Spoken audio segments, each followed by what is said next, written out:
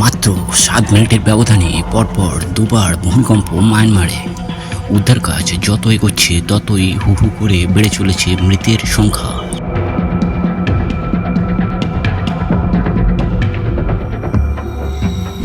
ইতিমধ্যেই মৃতের সংখ্যা বেড়ে হয়েছে 1000 জন, আহত প্রায় 2000। এই অবস্থায় মায়ানমারে 15 টন ত্রাণ সামগ্রী পাঠালো ভারত। শুধু তাই নয়, পড়শি দেশের পাশে দাঁড়িয়েছে রাশিয়া, মার্কিন যুক্তরাষ্ট্র এবং চীন। শুক্রবার স্থানীয় সময় 12:50 ভয়াবহ ভূমিকম্পে কেঁপে ওঠে মায়ানমারের একাধিক অংশ। এই ভয়াবহ ভূমিকম্পের তীব্রতা ছিল 7.7। এই জোরালো ভূমিকম্পের কেন্দ্রস্থল সাগাই শহর থেকে 16 কিলোমিটার দূরে অবস্থিত উত্তর পশ্চিম অঞ্চল, এবং এই ভূমিকম্পের গভীরতা ভূপৃষ্ঠ থেকে প্রায় 10 কিলোমিটার গভীরে।